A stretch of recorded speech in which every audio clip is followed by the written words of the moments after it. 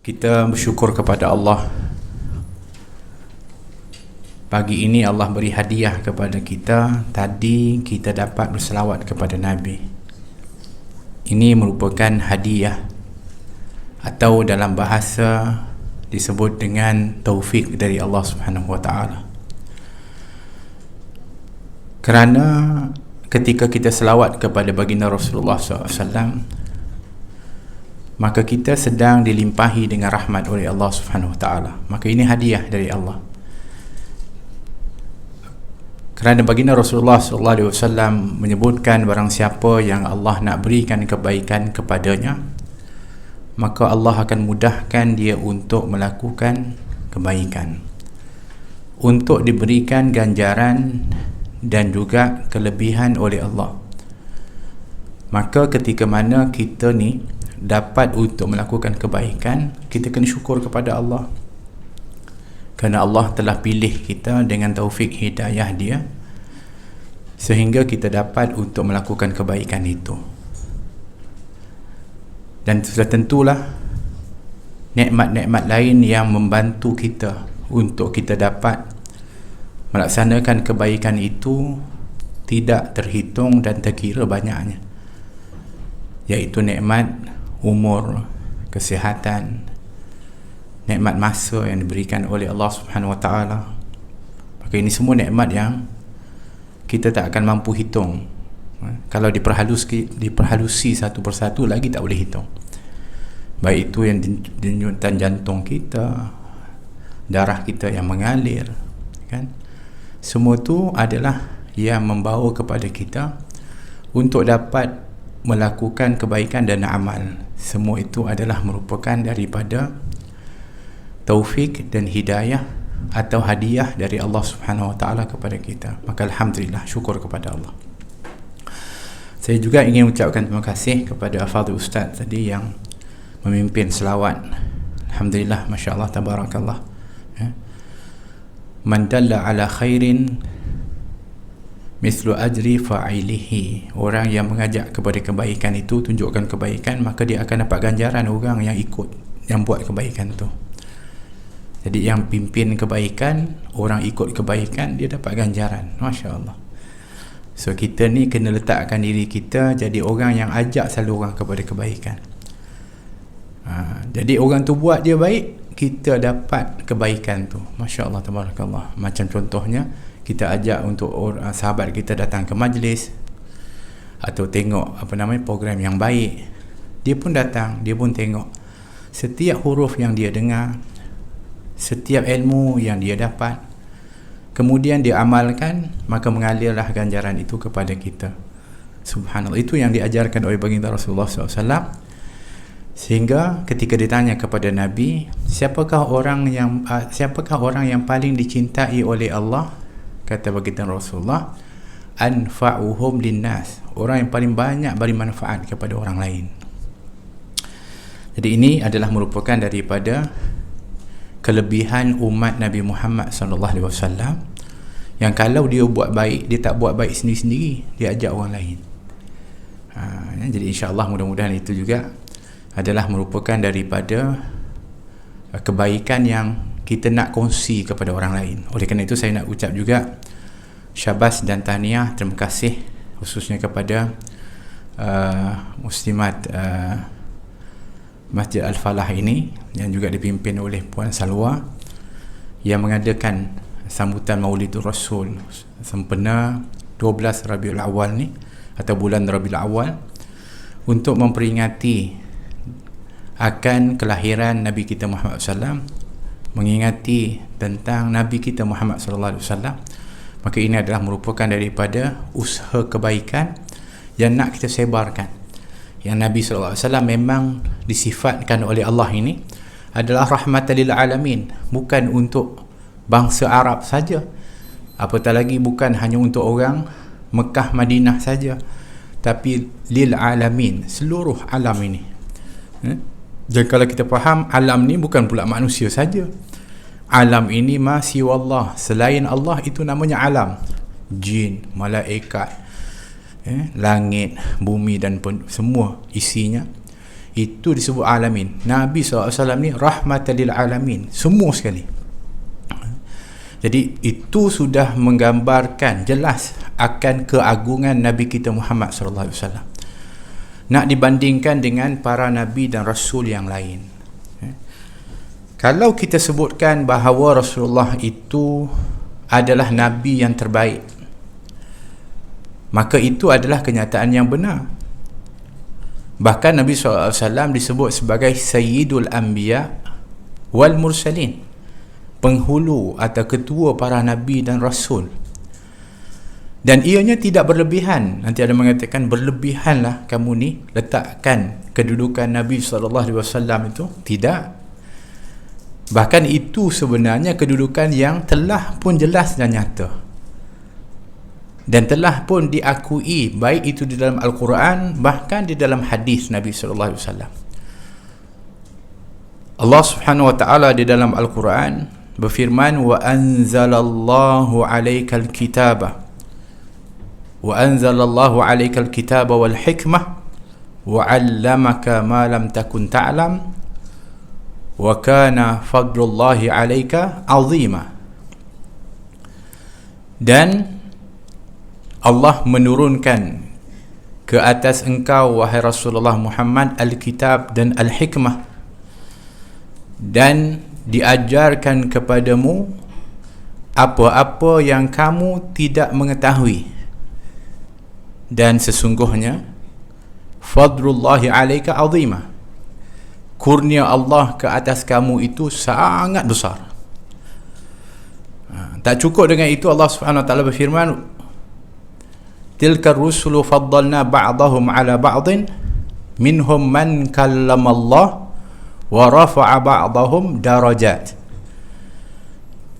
Itulah para rasul yang kami lebihkan di antara satu daripada yang lain. Maknanya para nabi sendiri pun ada yang lebih daripada yang lain, walaupun para rasul ini secara umumnya adalah merupakan makhluk Allah yang paling mulia. Di kalangan makhluk Allah yang paling mulia adalah para rasul. Kenapa? Sebab para rasul ini imannya setiap detik waktu bertambah, tak pernah berkurang.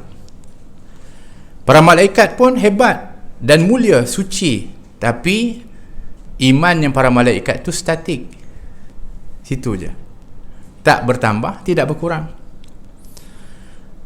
Tapi para rasul imannya sentiasa bertambah. Oleh kerana itu disebutkan para rasul adalah merupakan daripada hamba-hamba Allah yang paling hebat. Tapi di antara para rasul itu ada di antara mereka yang mempunyai kelebihan di antara dengan yang lain, seperti mana disebutkan oleh Allah, faddalna ba'dahum 'ala ba'din, ada yang Allah berikan kelebihan daripada yang lain. Di antaranya minhum man kallamallah, di antara mereka yang dapat untuk berbicara dengan Allah. Siapa yang dapat berbicara dengan Allah? Nabi Musa. Lagi? Bukan Nabi Musa saja, Nabi Adam. Nabi Adam kan direct cakap dengan Allah SWT. Lagi? Nabi Muhammad SAW. Nabi Muhammad kan Mi'raj, menerima daripada wahyu perintah salat, direct cakap dengan Allah, tak ada perantaraan Jibril. Jibril tak boleh untuk melangkaui kepada satu tahap, hanya baginda Rasulullah SAW, sehingga akhirnya terus ketika itu ke hadarat Allah, Allah SWT sampaikan wahyunya direct kepada baginda Rasulullah SAW dan berdialog dengan baginda Rasulullah SAW. So ada 3 Nabi yang bercakap dengan Allah SWT secara langsung. Minhum man kallamallah. Dalam tu pun Nabi dah masuk dah kelebihan tu. Wa rafa'a ba'dahum darajat, Allah kata, dan diangkat di antara mereka itu darjat-darjat. Kalau tengok dalam tafsir, kata para mufassir, para ulama, itulah Rasulullah. Di antara mereka yang dinaikkan sekian banyak darajat, iaitu Nabi kita Muhammad SAW. Sebab memang Nabi SAW ini kelebihannya tu sangat banyak, nak dibandingkan dengan Nabi yang lain, tanpa merendahkan Rasul dan Nabi yang lain. Ini beza pula. Kalau ada kata, bukankah Allah Subhanahu Wa Taala tak bagi untuk, dia kata la nufarriqu baina ahadin min rusulih, Dan kami tidak membezakan di antara satu pun daripada kalangan para rasul. Jadi kenapa kita nak beza-bezakan? Itu orang salah faham dalam tafsir ayat tu. Maksudnya tidak dibezakan, mereka ini semua rasul. Tidak seperti mana dulu, seperti Bani Israel ataupun mereka ahli kitab. Mereka ni melebihkan rasul atau nabi tapi merendahkan nabi yang lain. Maka yang ni tak boleh. Kalau ada yang dilakukan begitu, boleh menjadi kufur kepada Allah. Tapi dia tak merendahkan para nabi yang lain. Kita beriman, kita mengimani akan rasul yang lain, dan kita juga mengetahui dan mengimani kelebihan-kelebihan para rasul yang diutuskan oleh Allah.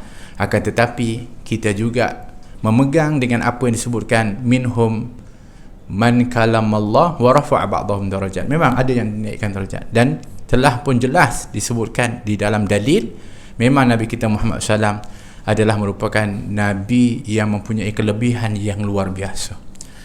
Inilah keagungan Nabi kita Muhammad SAW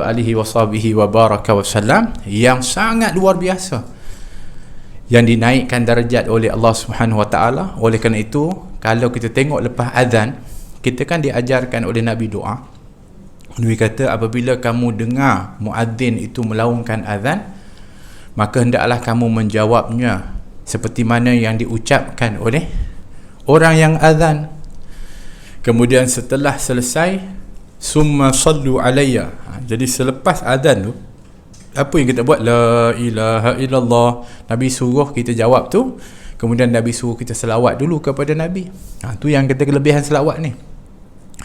Kalau kita perasan, kita ni sebenarnya dianjurkan untuk selawat banyak tempat. Contoh, lepas azan, sebelum doa tu Nabi suruh selawat dulu. Kita masuk masjid, kita ucap apa? Allahumma salli ala sayyidina Muhammad wa ala ali sayyidina Muhammad, Allahumma ighfir dhunubi waftah li abwaab rahmatik. Selawat dulu. Kalau sebelum doa pun kita ucap bismillah, alhamdulillah, selawat kepada Nabi. Bermakna kedudukan selawat itu sendiri mempunyai kedudukan yang cukup besar. Bahkan Nabi ajarkan untuk diletakkan di berbagai tempat, kerana dia mengundang rahmat Allah Subhanahu Wa Taala. Jadi selepas azan, kita kena selawat dulu sebelum kita ucapkan Allahumma rabba hadhihi ad-da'wati tammah, kan, macam tu. Tapi selawat dulu, Allahumma salli ala sayyidina Muhammad ke, atau Allahumma salli ala sayyidina Muhammad wa ala alihi wa sahbihi wa sallim. Kemudian barulah Allahumma rabba hadhihi ad-da'wati tammah was salatil qa'imah ati sayyidana Muhammadanil wasilatal fadilah. Kita doa kepada Allah, ya Allah, kurniakanlah kepada Nabi Muhammad sallallahu alaihi wasallam al-wasilah. Apa itu al-wasilah yang kita minta? Iaitu satu tempat yang cukup tinggi dan yang cukup agung. Yang kata Nabi, tidak ada yang dapat berada di tempat itu kecuali yang telah pun dikhususkan oleh Allah. Dan aku berharap akulah orang yang dipilih oleh Allah. Memang pun Nabi sebenarnya, tapi Nabi tawaduk. Nabi kata begitu, dan kamu mintalah kepada Allah untuk aku. Kerana kalau kamu minta aku berada di situ, maka orang itu akan berhak mendapat syafaat aku, kata Nabi SAW. Bermakna al-wasilah, kedudukan syurga yang tertinggi itu memang milik Nabi SAW. Jadi makna special tempat tu, iaitu khusus untuk Nabi kita Muhammad SAW, al-wasilah. Kemudian ada satu lagi tempat namanya Maqam al-Mahmud. Itu pun tak ada orang duduk kecuali Nabi. Kata para ulama, di antaranya merujuk Maqam al-Mahmud ini adalah tempat nanti Nabi SAW dia sujud kepada Allah Subhanahu Wa Taala untuk minta syafaat, sebagai untuk memberi syafaatul uzma kepada umat manusia nanti. Kan nanti semua orang tu minta, dah tak tahan sangat dah. Ketika di mahsyar, Nabi akan berada di satu tempat namanya Maqam al-Mahmud. Kenapa namanya Maqam al-Mahmud? Iaitu tempat yang ianya memuji kepada Allah. Sebab tu kata Nabi, sebelum nanti dia sujud dekat situ, Kemudian dia akan puji kepada Allah dengan pujian yang Allah ilhamkan kepada dia, yang tak ada lagi pernah dipuji seperti itu sebelum ini. Macam mana wallahu a'lam. Barulah Allah mengatakan, ya Rasulullah Muhammad, irfa' ra'sak, angkatlah, kan bangun kamu dari sujudmu. Wasal tu'ta, mintalah, aku akan berikan dan kurniakan. Ishfa' tu syafa', berikanlah syafaat, dan kamu berhak untuk memberikan syafaat. Masya Allah, tabarakallah. Jadi bermakna maqaman mahmud itu adalah merupakan tempat yang Nabi SAW khusus untuk Nabi.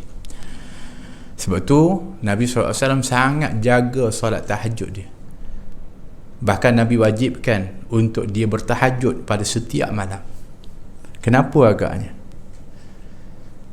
Kalau kita kata iyalah sebab nak dapat ganjaran kelebihan tahajud, iaitu solat di waktu malam. Betul. Tapi Allah SWT berfirman, wa minal laili fatahajjad bihi nafilatan laka asa an yab'athaka rabbuka maqaman mahmudah.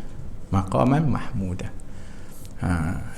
Iaitu Allah SWT kata, dan di sebahagian malam itu bertahajudlah, fatahajjad bihi, bangunlah kamu untuk beribadah padanya, agar asa ayyab'athaka rabbuka, iaitu agar kamu nanti dibangkitkan, diutuskan balik oleh Allah, dibangkitkan nanti di maqaman mahmudah, iaitu pada tempat yang terpuji.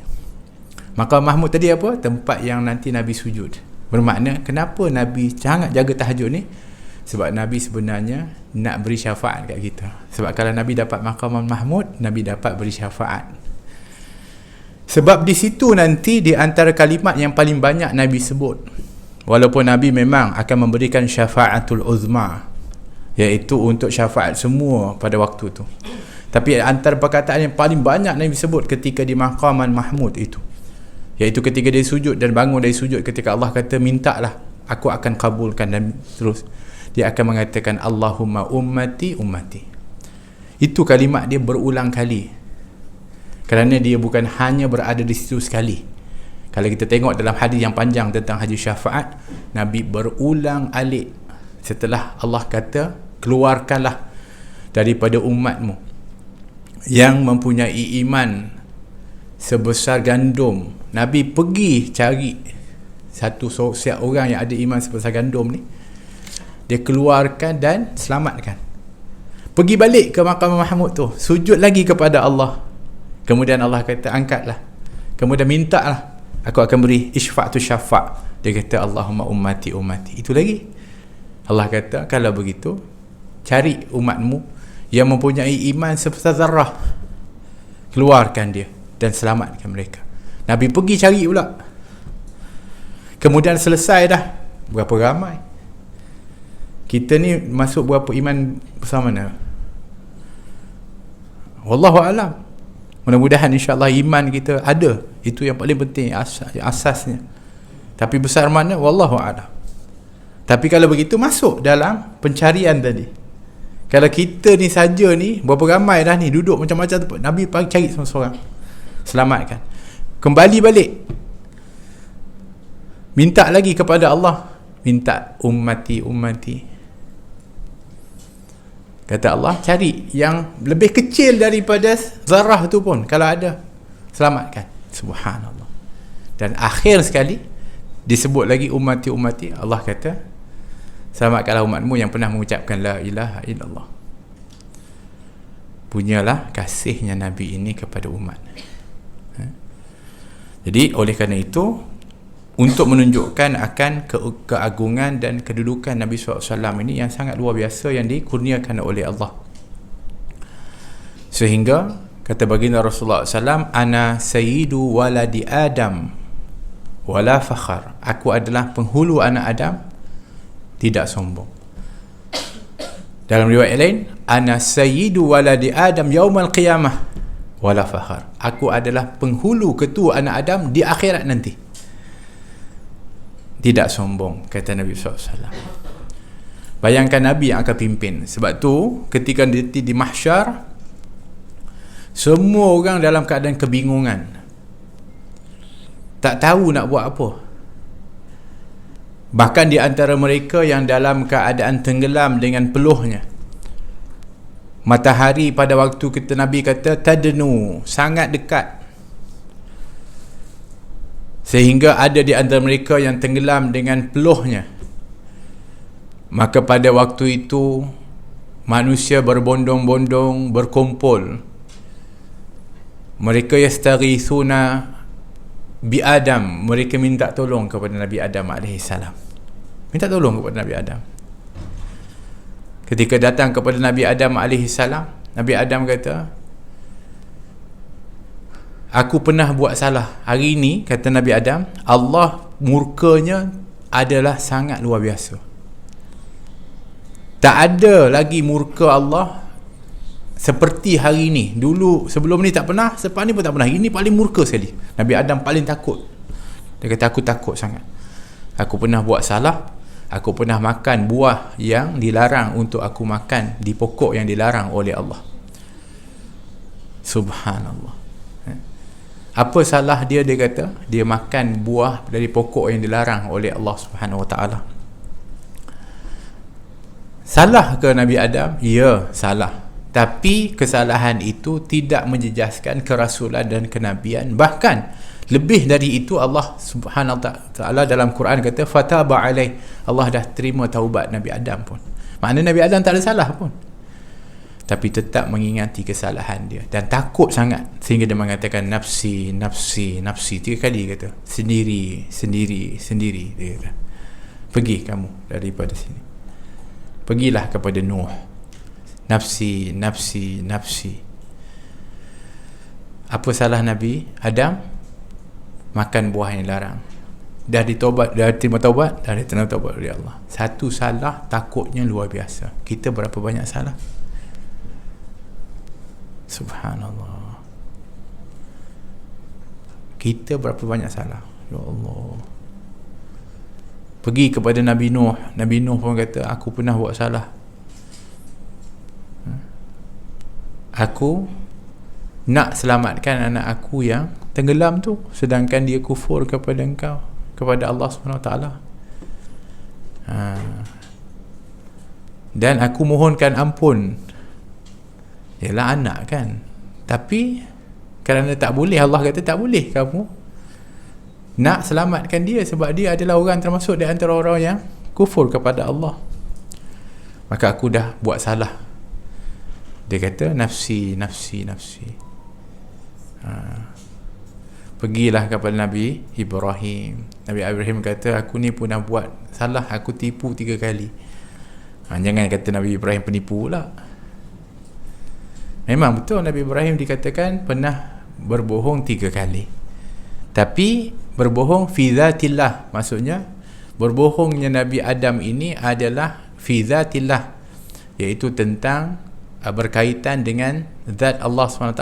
Bukan bohong tu maknanya dia bohong yang untuk hilah, nak selamatkan dirinya dan juga keluarga dia. Tapi yang dia cakap ni sebenarnya hilah, lebih kepada hilah, bukanlah tipu yang betul-betul tipu tu. Tak boleh kata tipu sunat. Tipu sunat nanti kan jadi sunnah pula tipu. Tapi maksudnya hilah dia panggil. Tapi dia rasa bersalah lah, dan dia rasa dia tak layak untuk nak berikan syafaat. Nafsi, nafsi, nafsi. Pergi kepada Nabi Musa. Nabi Musa kata, aku pernah bunuh orang tanpa hak. Nabi Musa kan pernah tumbuk orang mati. Tapi ialah para rasul ini memang sudah diampuni oleh Allah. Kedudukan mereka adalah maksum, dan apa yang melakukan itu adalah merupakan daripada apa yang telah disusun oleh Allah SWT. Tapi mereka merasa bersalah. Nabi Isa ketika datang disebutkan tak ada kesalahan dia, tapi dia tetap juga tak berani. Sampailah akhirnya kepada Nabi SAW. Nabi mengatakan ana laha, aku dia, bahagian itu untuk aku yang akan beri syafaat. Baru dia pergi ke mahkamah. Masya Allah. Sebab tu kita kata itu kedudukan Nabi kita Muhammad SAW yang cukup mulia di sisi Allah Subhanahu Wa Taala. Di dalam para nabi dan rasul ini, mereka tak berani dan juga mereka tak ada akses macam tu, tapi Nabi kita Muhammad SAW mempunyai kedudukan yang cukup mulia di sisi Allah Subhanahu Wa Taala. Maka kita kena syukur banyak-banyak kerana kita ni menjadi umat Nabi Muhammad SAW. Sebab apabila kita sebut tentang kelebihan Nabi kita Muhammad SAW, sebenarnya dia melimpah kelebihan itu kepada umat dia, sehingga kita pun titlenya dah berbeza dah dengan umat manusia yang lain. Kita punya title adalah khairu ummah, disebut sebaik-baik umat. Macam mana kita boleh dapat title tu? Berkat Nabi kita Muhammad SAW yang disebut sebagai sebaik-baik Nabi dan Rasul, sehingga umat dia pun menjadi umat yang terbaik. Kuntum khaira ummatin ukhrijat linnas, kamu telah menjadi sebaik-baik umat yang dikeluarkan di kalangan manusia. Masya Allah. Dengan berkat Nabi kita Muhammad sallallahu alaihi wasallam. Bahkan Nabi mengatakan, kamu adalah yang terakhir tetapi yang paling awal, kata Nabi. Antumul akhiruna wa antumus sabiqun. Kamu adalah yang terakhir tapi yang paling awal. Apa maksudnya? Kamu umat yang diutuskan ataupun yang ada di akhir, umat terakhir, tapi yang paling awal untuk masuk ke dalam syurga. Masya Allah. Kamu adalah umat yang terakhir yang dibangkitkan atau yang menjadi umat yang terakhir, tapi yang paling pertama nanti masuk ke dalam syurga. Sehingga disebutkan, inni, kata Allah SWT, inni haramtul jannah ala sairil anbiya hatta yadkhulaha anta wa inni haramtuha ala sairil umam hatta yadkhulaha ummatuka. Aku, kata Allah SWT, haramkan syurga itu untuk dimasuki oleh semua para rasul dan nabi, kecuali setelah engkau masuk dulu, wahai Rasulullah Muhammad. Satu dalam hadis yang lain Nabi kata, yang ketuk pintu syurga pertama Nabi. Tak, malaikat baru buka. Kalau orang lain ketuk, tak buka. Dan aku haramkan syurga itu untuk semua umat, kecuali setelah dimasuki dulu oleh umatmu, wahai Rasulullah Muhammad. Mudah-mudahan kita dimasukkan oleh Allah ke dalam syurga bersama Nabi Muhammad SAW. Amin, Allahumma amin. Subhanallah, kita dapat kelebihan itu berkat Nabi SAW. Oleh kerana itu, kalau kita nak senaraikan kelebihan umat Nabi Muhammad ini, kita boleh baca satu kitab yang disusun oleh As-Sayyid Al-Habib Muhammad bin Alawi bin Abbas Al-Maliki Al-Hasani, Profesor Dr. Sayyid Muhammad bin Alawi bin Abbas Al-Maliki Al-Hasani rahimahullah. Saya rasa rata-rata kita mungkin kenal lah. Dia pernah datang ke Malaysia, rahimahullah, seorang ulama di Mekah, Ahli Sunnah wal Jamaah, Masya Allah, luar biasa. Dia profesor, doktor, mendapat PhD di Universiti Al-Azhar. Muhaddis, dia seorang ahli hadis yang luar biasa. Ada kitab dia namanya Syaraful Ummah Muhammadiyah, iaitu kelebihan umat Nabi Muhammad SAW berbanding daripada umat-umat sebelumnya. Dia senaraikan sekian banyak, Masya Allah. Di antaranya contoh paling mudah, ada umat dulu kalau kena najis ke tempat, sesuatu tempat, itu tak boleh dibersihkan dengan air. Air tidak mensucikan. Macam mana dia nak kena bersihkan? Dia kena potong tempat tu. So kalau kena baju ni najis, dia kena potong baju ni, bahagian najis tu. Kalau potong ni, kena potong sini, lubang-lubang. Tak begitu. Ada umat sampai begitu keadaan dia. Tapi kita, umat Nabi Muhammad, dengan air kita basuh, hilang bau, warna dan rasa, suci dia. Kemudahan yang diberikan, kelebihan yang diberikan kepada umat Nabi Muhammad SAW. Masya Allah, tabarakallah. Umat dulu, kalau mereka berperang, menang, ada harta rampasan perang, pedang, baju besi, cincin orang tu pakai, harta-harta yang mereka bawa tu semua jadi harta rampasan perang. Tapi haram bagi mereka untuk ambil sikit pun tak boleh. Macam mana mereka nak kena buat? Ini adalah peraturan yang Allah tetapkan kepada mereka, iaitu semua harta tu kena kumpul satu tempat.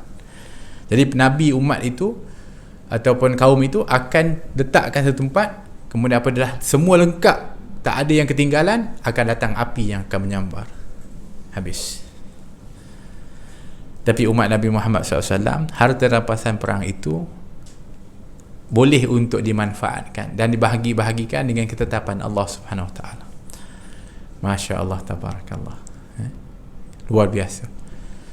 Umat dulu kalau nak solat, itu kena pergi tempat yang Allah tetapkan. Allah pilih ini masjid dia, ini tempat ibadat dia. Dia tak boleh sebarangan tempat. Rumah tak sah, kat tempat tepi jalan tak sah. Tak sah solat dia, ibadat dia. Dia kena pergi tempat yang Allah tetapkan. Nasiblah kalau kebetulan tempat yang Allah tetapkan tu jauh, kena pergi waktu ketika nak tunaikan ibadah tu. Wajib. Kita waju'ilat liyal ardu masjidan wa tahura.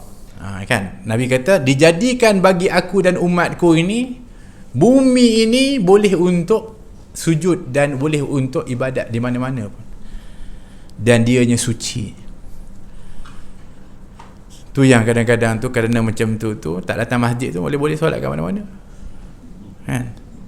Tapi boleh sah di mana pun kita nak solat, di mana pun kita nak ibadat, sah. Tapi umat dulu tidak. Sebab tu Bani Israel dulu, di antaranya kalau yang duduk dekat Syam dulu, tempat ibadat dia adalah Masjid Aqsa. So kenalah dia pergi juga ke Masjid Aqsa tu, kalau tidak tak sah. Kemudian umat dulu ni, kalau Allah dah tetapkan, ketika Allah suruh pilih kepada Bani Israel, hari apa yang kamu nak jadikan hari yang special untuk kamu, Allah tawarkan hari Jumaat. Dia Bani Israel, apa kerja dia? Kalau dia offer yang tu, tak nak, itulah kerja dia. Asal nak bagi dia nak cari yang lain.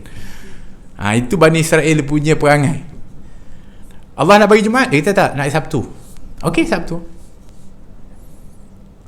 Diberikan keistimewaan pada hari Sabtu. Maksudnya hari Sabtu ni hari yang paling istimewa. Tapi syaratnya, sepanjang hari Sabtu tu kamu tak boleh buat apa-apa kecuali ibadat je. Tak boleh keluar, tak boleh pergi bekerja, tak boleh.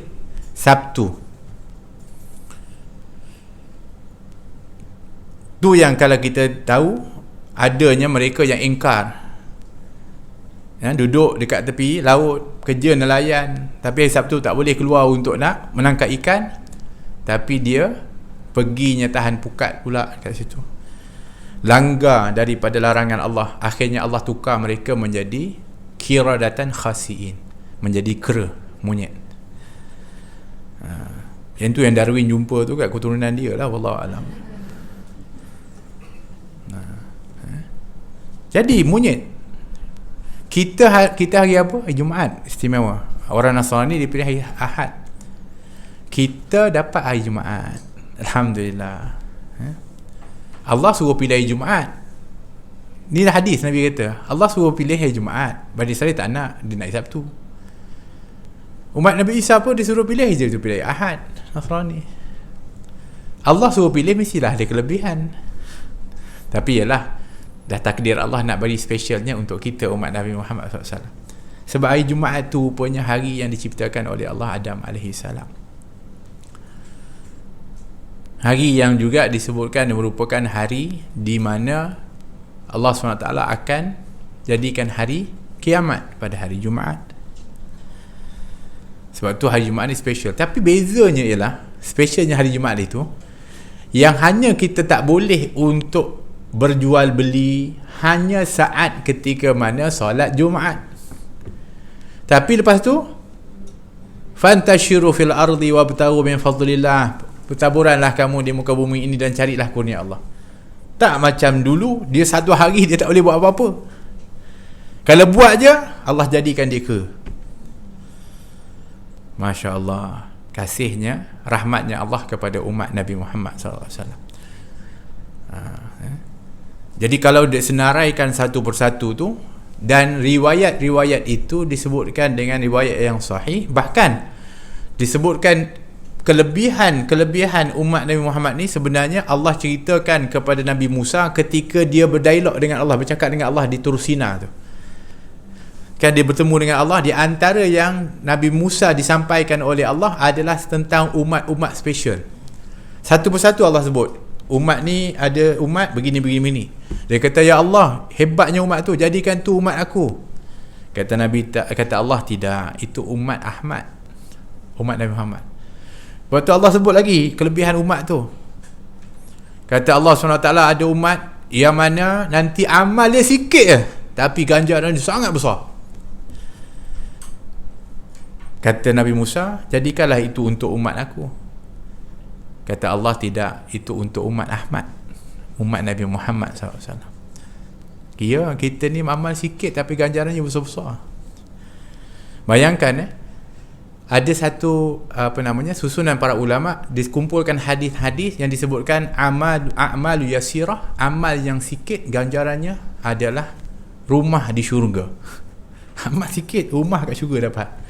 Contoh, kata Nabi SAW dalam hadis, barang siapa yang membaca Qul Huwallahu Ahad 10 kali sehari, satu hari itu dia baca 10 kali Qul Huwallahu Ahad, maka dibinakan rumahnya di syurga.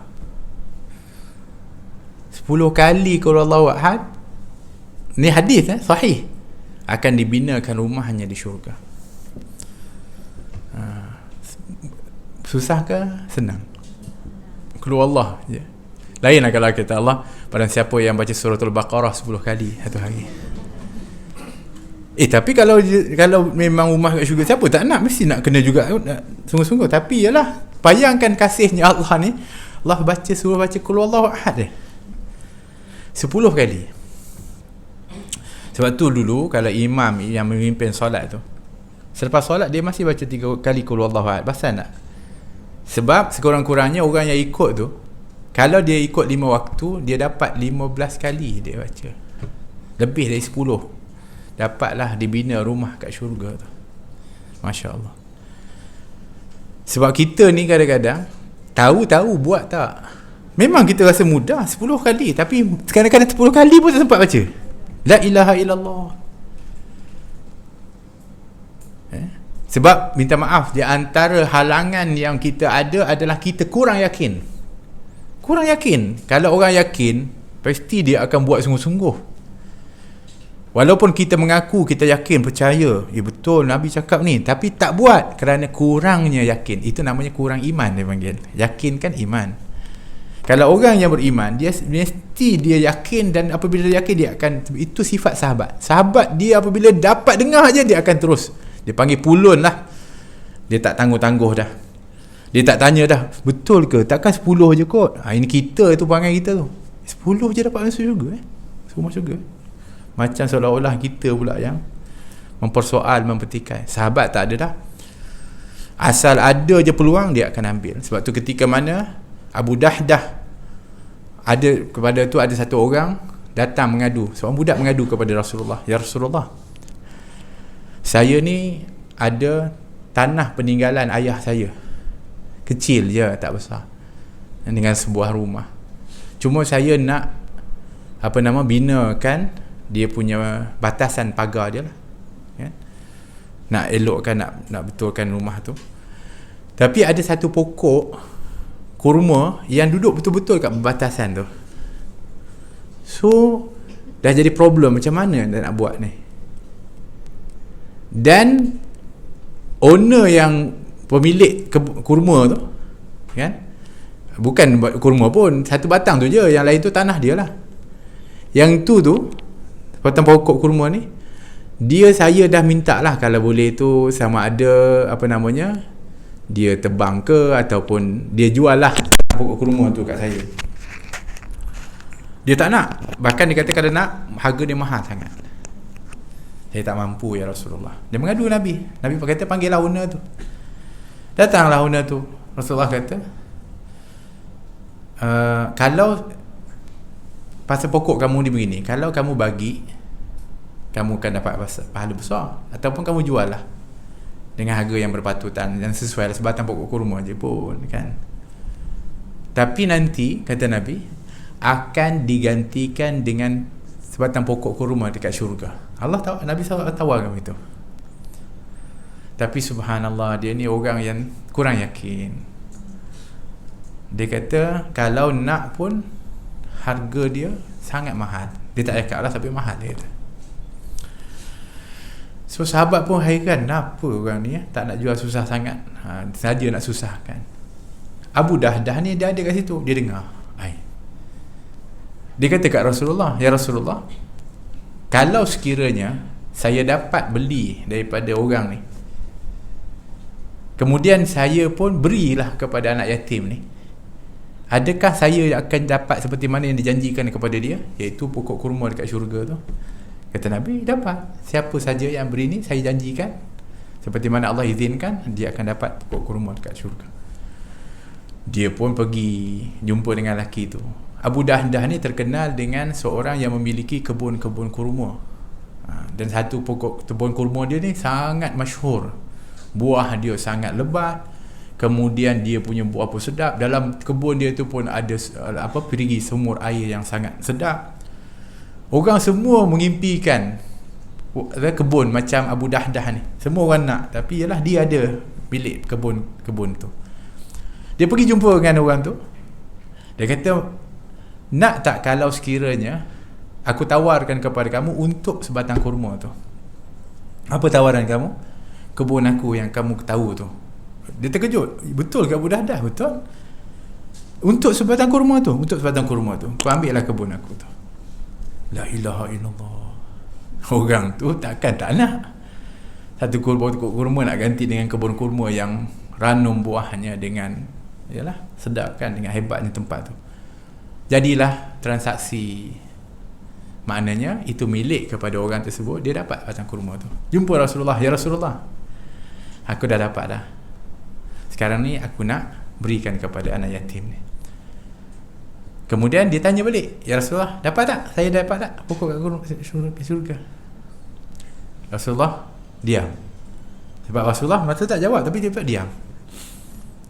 Berapa waktu kemudian Nabi SAW kata, tak dapat. Kata Nabi, tadi datang Jibril kepada aku, Allah utuskan, dia kata kamu tak dapat sebatang kurma dekat syurga tu. So Abu Dahdah sedih lah kan. Allah tak ingatkan dapat. Kerana Allah tak tengok sebatang kurma yang kau beri tu, tapi Allah tengok kebun kamu yang kamu gadaikan untuk sebatang kurma itu. Allah tak gantikan dengan sebatang kurma, tapi Allah gantikan kamu nanti kebun kurma yang tak terkira banyaknya, dan buah-buahnya yang ranum dan enak, dan juga sungai yang mengalir di dalamnya, menggantikan daripada apa yang kau gadaikan demi sebatang kurma ini. Masya Allah. Menangis Abu Dahdah pada waktu itu. Allah SWT Maha Pemurah. Allah bukan melihat kepada hanya kalau apa kata namanya satu tu, tapi Allah melihat apa yang dikorbankan. Sonok dia balik rumah happy betul. Sambil masuk rumah tu, Assalamualaikum, Alhamdulillah. Apa dia kata isteri dia? Aku dah jual dah aku punya kebun yang paling cantik, paling hebat tu. Dengan apa? Kata isteri dia. Dengan sebatang kurma. Isteri dia ni Masya Allah, orangnya beriman, dia yakin hebat.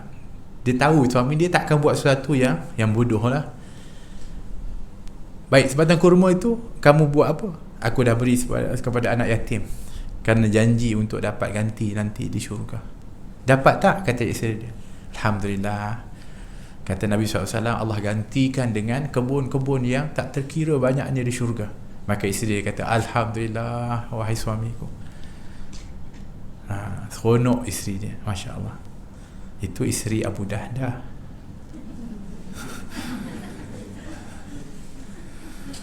Kalau kita kan, suami datang, saya dah jual tu, tinggal dengan sebatang kurma, marah kita. Sebab dua-duanya Masya Allah, yakin, imannya luar biasa. Ini para sahabat begitu, pantang ada offer, mereka akan sungguh-sungguh untuk dapatkan. Jadi kalau kita baca Qul Huwallahu Ahad 10 kali, kita dapat rumah di syurga. Itu satu. Di antaranya juga kata baginda Rasulullah SAW, ana za'imun baitun fi rabadil jannah. Aku jamin untuk dibinakan rumah di halaman syurga bagi orang yang meninggalkan tipu atau bohong. Liman tarakal kadhib wa in kana midahan.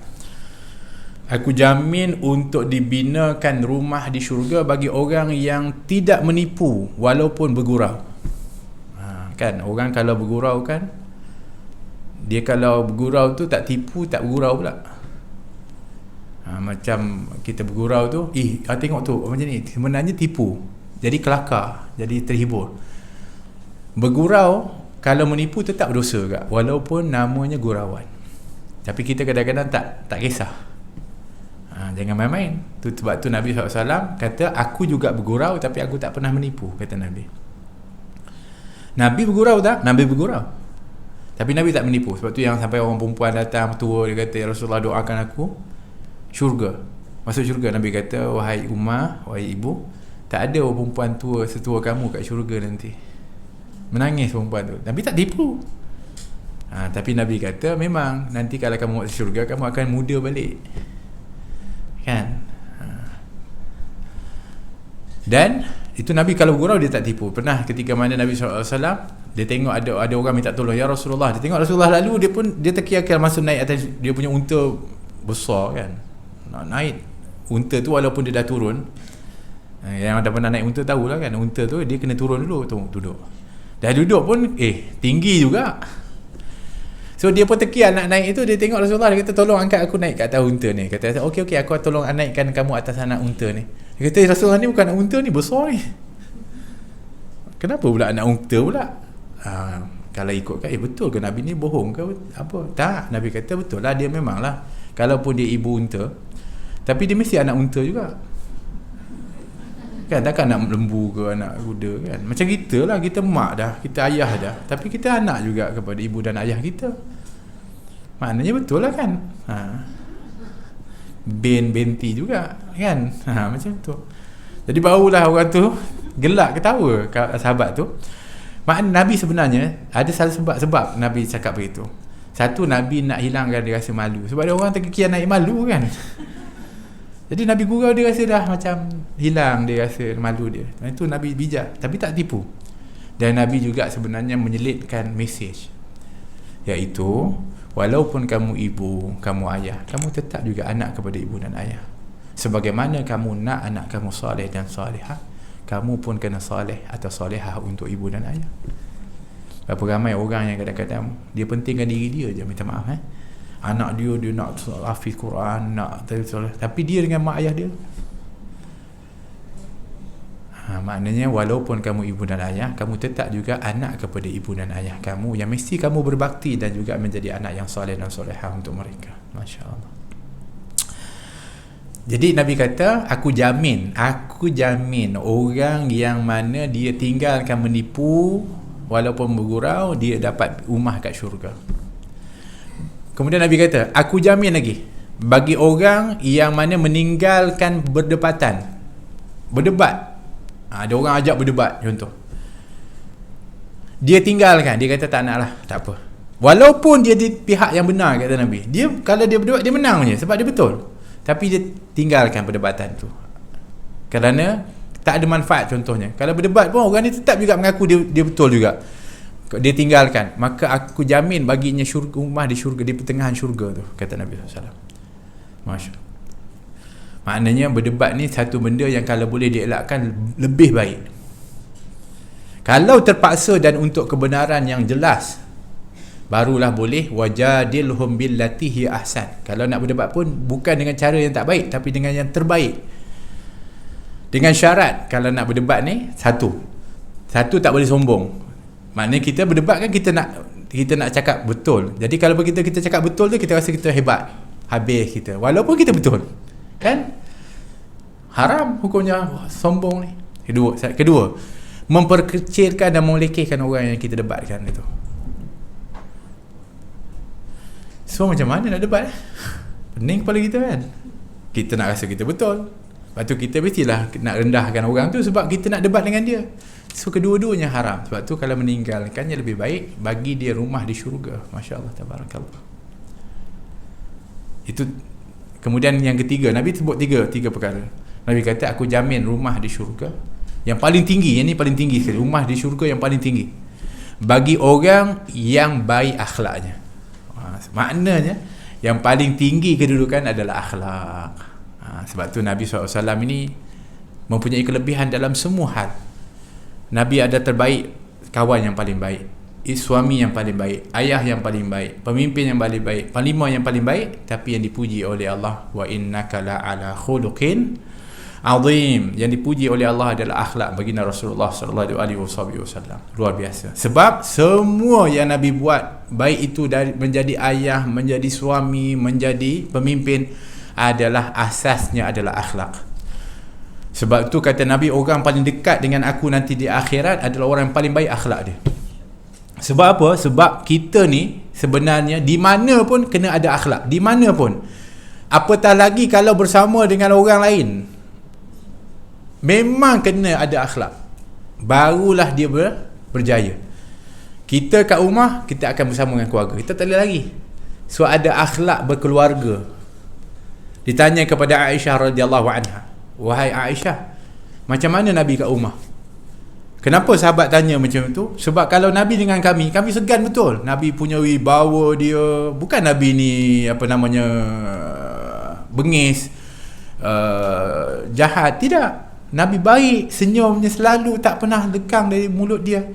Akan memulakan salam. Nabi kalau bercakap dengan lemah lembut. Cuma kewibawaan Nabi tu sehingga kami tak sanggup nak tengok pun, rasa takut, bukan rasa segan. Macam mana kamu kat rumah pula yang hari-hari terpaksa dekat dengan Nabi? Dia mereka sangka macam tu. Kata Aisyah, kana Nabi fil baiti karajulin min rijalikum. Sama macam orang biasa pun kat rumah. Masya-Allah. Kata Aisyah, macam biasa je kat rumah Rasulullah. Dia sapu sampah kat rumah. Dia tolong kami dekat basuh pinggan dekat dapur. Dia jahit baju dan juga kasut dia. Dan dia peras susu untuk diberi minum kepada keluarga dia.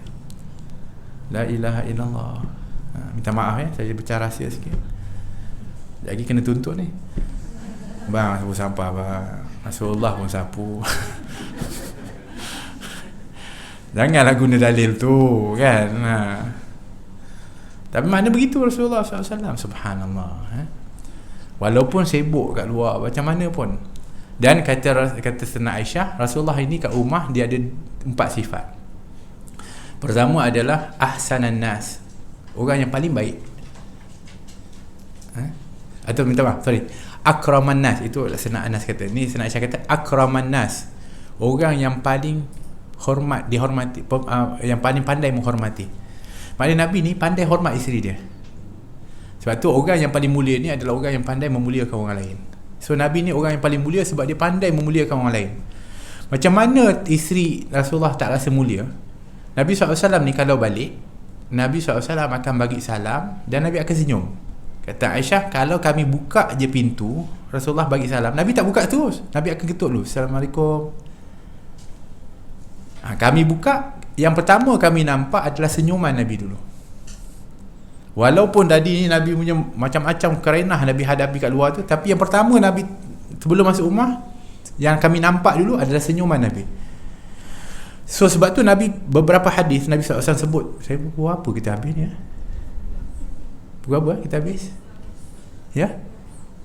11 11 Sadaqallahul azim. Berapa kita habis? Ya? Oh ya. Okey, sikit-sikit lah. Ya? Boleh lebih? Oh sebab suka maulid. Marhaba. Okey. Apa namanya? Sebab tu dalam beberapa hadis Nabi banyak tekankan tentang senyuman yang kita rasa macam biasa. Sebenarnya senyuman ni luar biasa.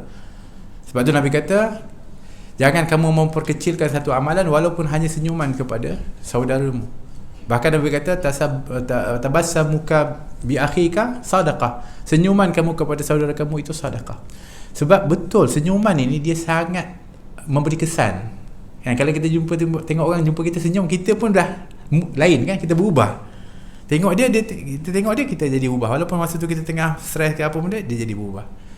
Begitulah rumah tangga, kalaulah dihidupkan dengan senyuman, mood rumah tu jadi ceria. Sebab itu emoji tu kan, kalau dia macam tu je kan, jadi syok kan. Kalau kita tengok pun, oh. Tapi kalau macam tu kan, kita sedih. Betul, dia mengubah mood. Sebab tu Nabi setiap kali dia masuk rumah, dia akan senyum. So mood rumah tu jadi ceria. Walaupun hidup Nabi sangat sederhana. Kata Aisyah, kami ni keluarga Rasulullah Muhammad SAW tak pernah kenyang 2 hari berturut-turut. Tak pernah kenyang. Satu hari ni kenyang sikit, besok tak ada, tak cukup. Lepas tu besok kenyang, tak cukup, sampai Rasulullah wafat. Sebab Nabi pilih untuk hidup dalam keadaan sederhana seperti itu. Bukannya Nabi miskin, tidak. Nabi tak pilih macam tu. Tapi moodnya ceria, seronok. Satu. Keduanya, Nabi SAW ni, yang disebutkan sebab apa dikatakan mulia ni, sebab dia mulia kan. Sebab kata Aisyah, Rasulullah ni, kalaulah kami panggil dia akan, pertama dia akan hadapkan seluruh tubuh dia kat kami. Dia tak toleh. Dia tak kata, atau dia tak jawab sambil tak tengok. Bang, yang kita, bang, ya. Tak tu pun kan. Ataupun toleh, apa. Rasulullah kan pusing semua, labbaik, Nabi kata. Itulah Nabi akan sebut, labbaik, aku sahut panggilanmu. Sebenarnya bukan untuk isteri Rasulullah, sama semua sahabat pun, kalau orang panggil, Nabi akan hadapkan seluruh badan dia, Nabi kata labbaik, aku sahut panggilanmu. Sultan Aisyah kata, kalau Allah kata wa innaka la'ala khuluqin azim tu, aku tak heran. Memang akhlak Nabi luar biasa betul. Subhanallah. Saya ni pandai cakap juga kan, nanti kalau isteri saya tengok kat dalam rakaman ni, betul juga. Tapi mudah-mudahan lah kita cubalah kan. Kita cuba ni insya-Allah. Jadi itu di antaranya. Dan Rasulullah setiap apa yang mempunyai hak kepada isteri dia, dia akan berusaha tunaikan, dan kalau tidak dia minta maaf. Betul, Aisyah radhiyallahu anha pernah ditanya, apakah momen yang paling luar biasa dan paling ajaib dengan Nabi SAW? Kata Sayyidina Aisyah, pada waktu tu dia mengalir mata dia, sedih. Masa Rasulullah wafat, dia kata tidak ada satu saat pun yang tak luar biasa dengan Nabi. Semuanya luar biasa. Cuma aku ingat satu ketika Nabi SAW, dia baring di sebelah aku, kulitnya bersentuh dengan kulit aku. Kemudian tiba-tiba dia teringin untuk ibadah kepada Allah. Dia kata, wahai Aisyah, boleh tak kau izinkan aku untuk bangun, untuk beribadah kepada Tuhanku? Aisyah kata, ya Rasulullah, sebenarnya aku ingin untuk bersama dengan kamu, tapi aku juga ingin untuk engkau bersama dengan Allah SWT, maka aku izinkan. Dia minta izin. Masya Allah, tabarakallah. Itu orang yang pandai memuliakan orang. Itu yang pertama. Keduanya, kata Sayyidina Aisyah, al-yanun nas, Nabi orang yang paling lemah lembut sekali dengan keluarga dia, paling lemah lembut. Sebab tu Nabi tak pernah angkat suara. Nabi SAW cakapnya lemah lembut. Nabi SAW kalau bercakap dengan bahasa yang baik, panggil kepada isteri-isterinya dan anak-anaknya itu dengan panggilan-panggilan yang mesra. Itu Nabi kita Muhammad SAW. Dia panggil aliyanun nas, orang yang paling lemah lembut sekali. Tapi bukan bermakna Nabi tak pernah marah. Nabi marah. Cuma bezanya Nabi marah kalau hak Allah. Kalau hak peribadi Nabi dicuaikan, tak tertunai banyak, Nabi maafkan. Tapi kalau haknya Allah, memang Nabi marah. Bukan sebab apa, itu haknya Allah. Kan beza terbalik, kita dan keluarga kita ni kadang-kadang hak kita tak ditunaikan, kita mengamuk. Tapi hak Allah kadang-kadang kita tak apalah, tak solat lah, tak apa, dia penat kot, apa semua. Kita banyak lebih kurang kalau haknya Allah, terbalik kita. Nabi SAW tak. Kemudian yang ketiga adalah basaman. Yang keempat, dhahakan. Basaman, senyum. Kat rumah senyum je Nabi. Senyum je. Jadi sehingga mood ceria dalam rumah. Dan dhahakan, iaitu ketawa. Apa beza senyum dan ketawa Nabi? Sebenarnya tak banyak beza. Nabi kalau ketawa pun bukanlah terbahak-bahak macam kita. Nabi kalau ketawa, dia buka mulut dia lebih besar sikit, dan nampaklah gigi dia lebih banyak sampai ke gigi arham dia. Tapi kalau senyum, Nabi senyum hanya senyuman je. Tapi kata para ulama, rupanya senyuman, dan kalau diriwayatkan dalam hadis, senyuman dan juga ketawa ni ada sebab Nabi buat. Kalau Nabi senyum, kalau urusan dunia yang lucu-lucu, yang mungkin menarik, Nabi senyum. Yang bukan perkara yang tak baik lah, yang baik, tapi untuk urusan dunia, duniawi punya cerita lah, Nabi senyum. Tapi kalau dianya adalah berkaitan dengan nikmat akhirat, perkara yang luar biasa nanti di akhirat, ganjaran akhirat, Nabi akan ketawa. Maknanya lebih menggembirakan itu adalah tentang akhirat. Pada mana kat rumah tu Nabi SAW memang senyum Kalau ada perkara duniawi yang gurau senda dengan isteri, tapi Nabi juga ketawa, bermakna Nabi juga isi dalam rumah tangga itu tentang kisah-kisah akhirat. Sebab Nabi kalau tentang akhirat, Nabi akan ketawa. Kan Nabi pernah cerita ada seorang lelaki, dia yang paling akhir nanti akan masuk ke dalam syurga. Dia keluar dari neraka lah. Dia masuk ke dalam sungai hayawan, iaitu sungai kehidupan. Kemudian dia mandi, kemudian dia rentung dah. Kemudian akhirnya dia elok balik. Kemudian Allah SWT menghadap kepada Allah. Allah kata, okey, masuklah, bawa dia masuk ke dalam syurga. So dia pergilah, buka pintu syurga. Syurga kan indah, hebat, luas. Tapi dia tengok ramai lah, dah ramai. Dia yang last sekali. Tapi bukanlah ramai tu sesak ke apa, tapi dia ni orang yang memang sifatnya macam tu. Dia tengok cantik, lepas tu tengok ada orang. Lepas tu dia tengok ada orang. Yalah, dia tengok memanglah ada orang dah duduk dalam tu. Dia balik kepada Allah, ya Allah, aku nampak ramai dah, rasa penuh kot. Oh, hebat. Komplain pula. Memang sifat orang yang memang patutlah dia kena kan. Dia komplain, dia kata Allah penuh rasanya. Allah SWT kata dia, wahai fulan, kamu dulu masa kat dunia ada tak keinginan? Dia kata banyak. Apa keinginan tu? Cuba kau bayangkan. Dia bayangkanlah keinginan kat dunia ni, maksud dia nak dapat rumah besar, nak dapat kereta besar contoh, dia nak dapatlah kenikmatan, harta dan sebagainya. Kemudian Allah kata kat dia, apa yang kamu bayangkan yang kau inginkan tu akan aku lipat gandakan 10 kali. Bahkan dunia dan seisinya lebih aku bagi. Dia kata apa? Engkau ni main-main ke Allah? Kau gurau ke, main-main ke ni? Macam dia tak percaya kan? Dia cakap macam tu, betul ke? Kau main-main ke aku ke? Kata Allah, dia kata orang ni kepada Allah. Nabi ketika sebut tu, Nabi ketawa. Nabi bukan gembira sebab apa? Nabi gembira maknanya walaupun akhirnya dia akan masuk syurga juga.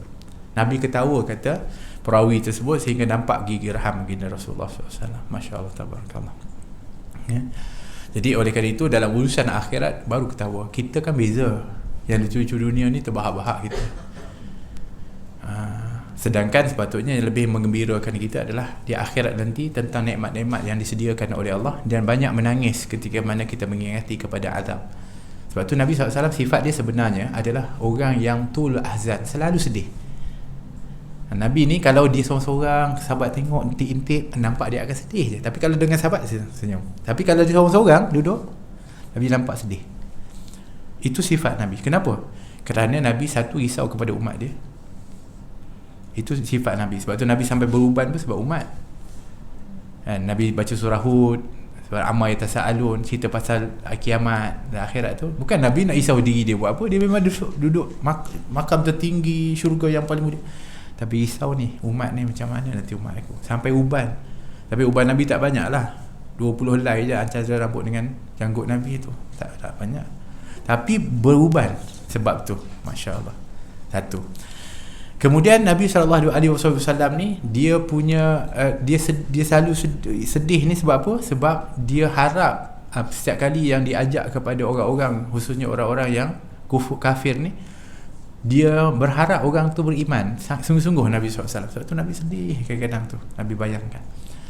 Itu sifat baginda Rasulullah. Sebab Nabi pernah cakap kat sahabat, Nabi kata, lau ta'lamuna ma'a'lam la dhahiktum qalilan wa la bakaitum kathira. Kalau kamu tahu apa yang aku tahu, kamu akan sedikit ketawa dan banyak menangis, kata Nabi SAW.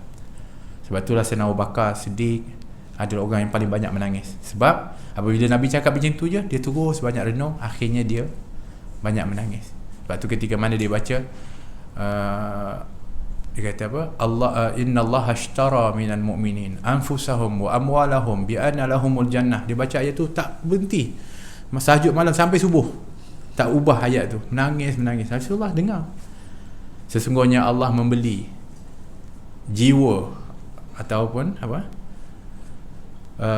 diri atau jiwa dan juga harta orang yang beriman itu untuk digantikan dengan syurga. So dia tak boleh move on ayat tu, terus dia tu bang. Besok pagi Nabi tanya dia, kenapa kamu ayat tu kamu tak boleh sambung? Ayat tu je dia ulang. Dia kata, ya Allah, ketika aku baca, sesungguhnya Allah memberi jiwa ataupun diri dan harta orang beriman untuk gantikan dengan syurga. Yang tertanya pada diri aku adalah, adakah aku laku untuk dibeli oleh Allah? Adakah aku laku untuk dibeli oleh Allah, nak diganti dengan syurga tu? Siapa ni? Sayyidina Abu Bakar Siddiq, yang iman dia, kata Nabi, kalau ditimbang dengan umat ni, berat iman Sayyidina Abu Bakar. Tapi dia punya takut ketika ayat tu disebut, dia menangis. Sayyidina Umar Khattab ni madrasah yang Nabi bina ni. Dia punya ni muka ni ada satu lain warna hitam sini. Kalau tengok muka Sayyidina Umar, dia ada kesan warna hitam sini, jalur hitam. Kesai mata dia selalu mengalir. So dia hitam lah sini. Punyalah nak cerita takut. Sedangkan ni orang dah berjanji syurga ni. Ni confirm syurga dah, 10 orang yang berjanji syurga, dia dah confirm. Tapi dia punya takut. Kita ni macam mana? La ilaha illallah. Sebab tu Nabi ajarkan kita supaya kita ni bukanlah maknanya kita, Allahumma salli ala Muhammad, kita memperkatakan tentang kelebihan, keutamaan, tapi bukan untuk kita sambil lewa, tidak. Sebab tu Nabi sangat gesa kita tu, cepat-cepatlah beramal, beramallah. Walaupun Nabi tak suruh kita terlalu banyak, tapi Nabi kata beramallah, ikutlah contoh, ambillah semampu kamu, ikut aku ni. Dan yang paling utama Nabi harap kat kita ni, cinta kat dia. Itu je. Sebab kata Nabi, kalau kamu cinta kat aku akan tolong kamu, kerana kamu akan dapat bersama dengan aku. Almar'u ma'a man ahab, seorang akan bersama dengan orang yang cintainya. Sebab tu kalau hari ni yang kita nak kena buat hari ni, apabila kita tahu tentang kelebihan Nabi, keutamaan Nabi, kedudukan di sisi Allah, kita nak pastikan Nabi tu ada dalam hati kita, yang paling kuat sekali dalam hati kita ni. Kita nak kena minta maaf, singkirkan kalau ada ikon-ikon, idol yang ada dalam hati kita ni, kita kena buang lah. Kita minat ke apa semua yang bukan-bukan tu, kita buang lah, letakkan Rasulullah dalam hati ni. Sebab kalau ada dalam hati kita yang Rasulullah SAW, Allah tengok, insya-Allah kita akan bersama dengan Nabi. Tapi tuan-tuan dan puan, kalau betul kita ni banyak selawat, banyak cinta, rindu dengan Nabi, tapi yang kita harapkan bukan hanya itu. Kita harapkan kita ni ada dalam hati Nabi SAW. So kalau kita dalam hati Rasulullah, macam mana? Allah tengok hati Nabi, tengok ada kita kat situ. Itu sangat-sangat kita harapkan. Masya Allah. Jazakumullah khair kepada semua yang memberikan perhatian. Kita berdoa kepada Allah, mudah-mudahan Allah Subhanahu Wa Taala rahmati pertemuan kita dengan berkat rahmatan lil alamin. Dan kita berdoa kepada Allah berkati kepada umur kita, masa kita, diberikan oleh Allah sihat wal afiah, insya-Allah, di dalam ketaatan kepada Allah, dijauhkan wabak dan bala, penyakit dan juga mudarat. Dan mudah-mudahan Allah Subhanahu Wa Taala memberikan kepada kita keluarga yang bahagia, pasangan yang mendekatkan dan mengajak kita untuk dekat kepada Allah, menjadikan ibu bapa kita adalah ibu bapa yang dirahmati, diberikan oleh Allah Subhanahu Wa Taala daripada kebaikan kepada mereka sebagaimana mereka berbuat baik kepada kita.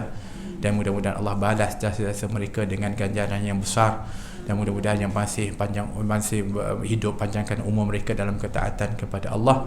Yang telah meninggal dunia, ya Allah, rahmati mereka, jadikan kubur mereka taman dari taman syurga-Mu, ya Rabbal Alamin. Ya Allah, jadikan anak-anak kami saleh dan salihah di dunia dan juga di akhirat. Anak-anak kami ini, ya Allah, Kau jagalah mereka, jaga akidah mereka, jaga iman mereka, jaga Islam mereka.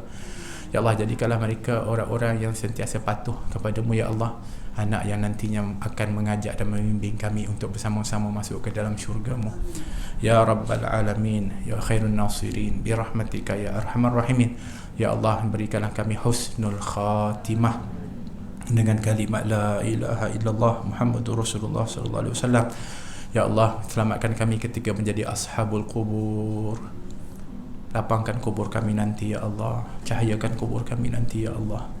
Ya Allah, mantapkanlah lisan kami menjawab soalan para malaikat-Mu. Jadikan kubur kami taman di taman syurga-Mu. Mahsyarkan kami di bawah liwa'ul hamdi yang dipegang oleh Nabi-Mu Muhammad sallallahu alaihi wasallam. Hilangkanlah dahaga kami dapat minum dari telaga haud baginda Rasulullah sallallahu alaihi wasallam. Ya Allah, mantapkanlah kaki-kaki kami melintasi sirat-Mu. Hisablah kami dengan hisaban yasira. Selamatkan kami semua, ya Allah. Masukkan kami ke dalam syurga tanpa hisab, ya Rabbal Alamin. Ya Allah, sebagaimana Kau kumpulkan kami di sini, ya Allah, di dalam mengisytiharkan rasa cinta dan rindu kepada Nabi-Mu Muhammad SAW. Kumpulkan kami bersama di sana ya Allah dengan insan yang kami cintai ini, Nabi-Mu Muhammad SAW, untuk dimasukkan dan dikumpulkan ke dalam syurga-Mu ya Rabbal Alamin wa ya khairun nasirin birahmatika ya arhamar rahimin.